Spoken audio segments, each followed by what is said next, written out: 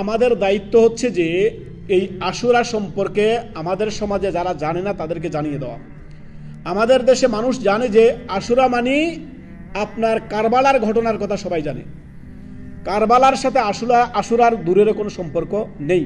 আশুরা আশারা থেকে আসছে, অর্থাৎ মুহররম মাসের 10 তারিখে ইয়মে আশুরা বলা হয়। এই দিনের একটি ঐতিহাসিক ঘটনা হচ্ছে মূসা আলাইহিস সালামকে আল্লাহ রব্বুল আলামিন ফিরআউনের মতো কুখ্যাত এই ফিরআউনের মতো জালেমকে, মহা জালেমকে আল্লাহ তাআলা এই দিনে কি করেন? আল্লাহ তাআলা হালাক করেন, ধ্বংস করেন আল্লাহ রব্বুল আলামিন। তো এই আশুরার দিনকে কেন্দ্র করে আমাদের দেশে দুটি দল পাবেন। এক দল হচ্ছে এই দিনে আনন্দ ফুর্তি করে, ঈদের দিনের মতো উদযাপন করে, আর আরেক দল পাবেন তারা শোক মাতম করে। এই দুইটাই হচ্ছে প্রান্তিকতা। অতএব আপনি আমি আমাদের জন্য করণীয় যা রাসূলুল্লাহ সাল্লাল্লাহু আলাইহি সাল্লাম বলে দিয়ে গেছেন, এই দিনে আপনি সিয়াম পালন করবেন। এই দিন হচ্ছে আল্লাহর শুকরিয়া আদায়ের দিন, অর্থাৎ আল্লাহ তাআলা শিরক এবং কুফরকে, ফেরাউনের শিরক কুফরকে আল্লাহ তাআলা এই দিনে আল্লাহ তাআলা সমূলে ধ্বংস করে দেন।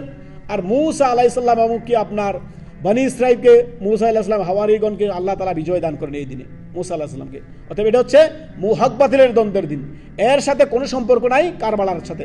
অতএব এটা আপনি আপনার এলাকায় আপনার